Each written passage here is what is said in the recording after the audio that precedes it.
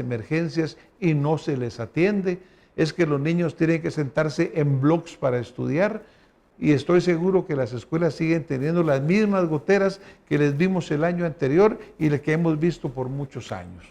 Por ello necesitamos un trabajo conjunto, necesitamos que la empresa, el Estado, trabajemos juntos para poder salir adelante y no seamos uno la amenaza del otro, sino que de la mano vayamos a apoyar el desarrollo de Guatemala. Siguiente recomendación: desburocratización inmediata. Los países en vías de desarrollo y los emergentes siempre han sido muy burocráticos y complicados en términos de la negociación. China es actualmente el mayor exportador de bienes manufacturados en el mundo, superando incluso a los Estados Unidos de Norteamérica, y sin ninguna duda consideran a los países emergentes los más burócratas, tanto en lo referente a las importaciones como a las exportaciones, y por supuesto en lo referente a su mercado interno, por todas las barreras, trabas y requisitos innecesarios y repetitivos que a menudo impiden, dificultan y encarecen la negociación, lo que termina en detener o frenar el desarrollo de las empresas y que inmediatamente se refleja directamente en el desarrollo del país. También tiene que quedar muy claro de que hay muy buenos trabajadores en Guatemala, que hay muy buenos burócratas en Guatemala, pero eso sí, debe fortalecerse la ley de servicio civil. Debemos de dejar de tener ministerios o servicios públicos que se vuelven piñatas y que cada vez que llega un nuevo gobierno quiere meter a todos aquellos que estuvieron en su campaña, porque lo que tenemos que crear es un profesional burócrata que conoce su trabajo, que vive de él, que tiene autoestima, que se respeta y que se convierte en ese verdadero pilar del desarrollo que resulta de un gobierno, de un Estado efectivo, ágil, honesto y capaz. Siguiente recomendación: recuperación de la inversión pública eficiente que está detenida en los últimos años. Los países con potencial de desarrollo han sufrido una parálisis muy preocupante en las inversiones públicas en los últimos 50 años. Esto es un hecho probado. Aquí en Guatemala tenemos 1.800 proyectos a diferentes niveles que están parados desde incapacidad de realizarlos, desde falta de mecanismos y más terrible todavía por la corrupción, que prácticamente ya se llevaron los fondos y no construyeron ni un kilómetro de una carretera, o construyeron escuelas que se están cayendo, o construyeron hospitales que no funcionan.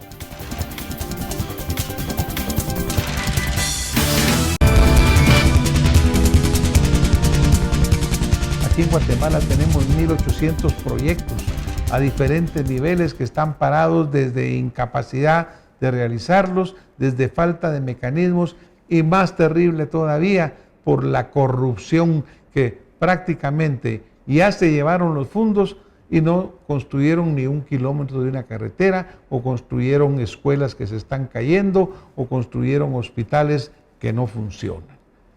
Tenemos que ser eficientes en esa administración. Faltan más inversiones en infraestructura, en educación, cultura y prácticamente en todas las áreas relacionadas con el Estado, lo que ha dificultado el crecimiento en los países y continuará dificultándolo, por lo menos hasta que estos problemas no se resuelvan. Países como el nuestro tienen todo el potencial de ser verdaderamente buenos con sus hijos, buenos con los guatemaltecos, porque tenemos grandes riquezas naturales. Pero mientras no cambie esta visión en la cual todo funcionario que llega, en la cual todavía prevalece aquel dicho que alguien lo mencionó pero que ha quedado en la historia, de que no hay obra sin sobra, no vamos para ningún lado. Volvemos a caer en ese terrible fantasma de la corrupción que tenemos que erradicar. Siguiente recomendación: tenemos que invertir fuertemente en el cambio de la cultura del pueblo. La gran masa del pueblo de los países emergentes ya no creen en el gobierno, ni en su política, no respetan las instituciones, no creen en sus leyes ni en su propia cultura. Miren qué terrible todo esto. Se acostumbró al desorden gubernamental y pasó a ver como norma o como normal las noticias trágicas sobre la corrupción, violencia, deterioro de los servicios públicos, etc. Realmente tenemos que negarnos a aceptar esto como la norma. Tenemos que verdaderamente elevar los estándares del pueblo y rechazar. ¿Qué pasa con estos deudos de estos 95, 96 que fallecieron, que fueron atacados y presas de la violencia? ¿Les importan a ellos las estadísticas? Por lo tanto, se necesita invertir en la correcta formación cultural del pueblo. Esto tiene que nacer a partir de escuelas, de empresas, de iglesias, instituciones públicas y así sucesivamente, comenzando con la educación para el trabajo y la búsqueda de la excelencia en un mundo globalizado, enseñando al pueblo a amar y a honrar a su país. Si no, es inevitable que a largo plazo comiencen a emerger milicias armadas en busca de espacio y poder paralelo al gobierno. Pareciera que Wen Jiabao conoce muy bien a Guatemala, porque prácticamente aquí tenemos aquellas áreas en las cuales los poderes paralelos, las justicias que no son legítimas, han tomado el poder y han sustituido el poder legítimo del Estado. Eso no se puede permitir. ¿Cuántos más linchamientos tienen que existir en Guatemala para que este barbárico hecho se suspenda? Pero también, ¿cuánta más presencia real tiene que tener el Estado para darle al ciudadano la seguridad, el orden y la justicia que requiere? Tenemos que invertir en ciencia y tecnología de inmediato. El país más grande y poderoso de América Latina, como Brasil, proporcionalmente invierte menos del 8% que China en ciencia y tecnología. ¿Por qué nos extrañamos nosotros del gran desarrollo de los tigres asiáticos? ¿Cómo podemos nosotros pedirle al guatemalteco que salga adelante cuando vemos que todos los días se reporta la baja calidad académica, la baja capacidad en matemáticas, en lenguaje, que se produce por una educación deficiente? Algo que se prolonga y que va desde la escuela primaria, la escuela básica, hasta la universidad, y que por lo tanto llega a producir un recurso humano deficiente.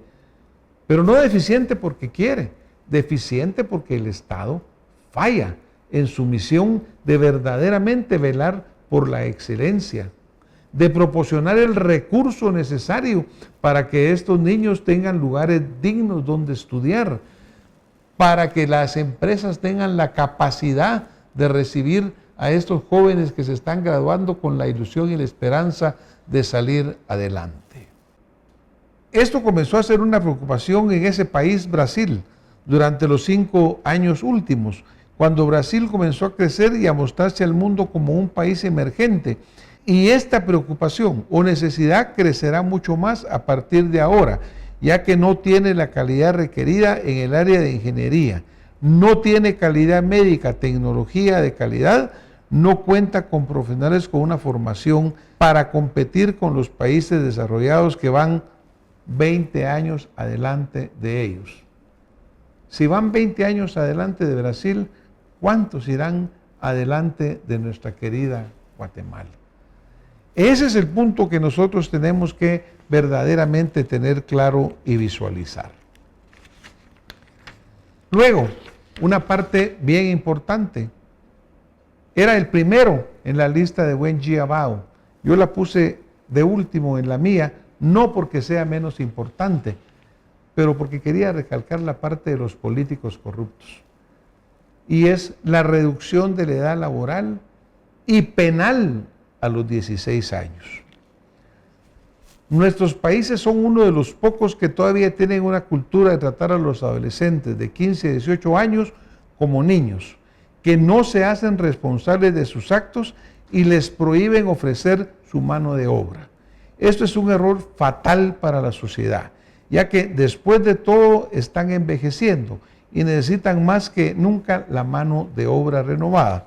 Y además, esta contradicción hipócrita de la ley, que solo sirve para crear peligrosos delincuentes que al cumplir los 18 años están formados para el delito, ya que no trabajaron y muchos buscaron su formación en el crimen.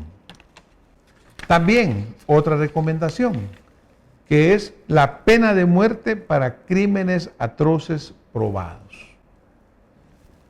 Es un hecho que aquellos que entran y salen de la cárcel 10, 15, 20, 25 veces ya nunca se van a componer, ya nunca se van a rehabilitar, ya nunca se van a corregir. Nosotros como sociedad tenemos que tener entonces la fortaleza de aprender de estas lecciones que nos están dando Wenji Abao. Son duras muchas veces, son difíciles de tomar, como que nos llega a la moral y nos hace decir, pero ¿cómo podemos tratar a estos niños en esta forma?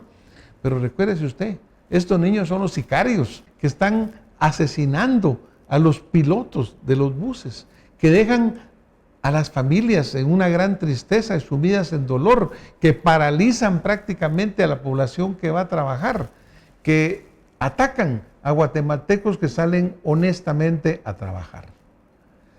Son duras las recomendaciones de Wenji Abao, pero yo se las dejo para que ustedes las analicen y las piensen, para que afrontemos la realidad o tomamos las medidas necesarias, por duras que parezcan, o Guatemala, nuestros países nunca van a salir adelante.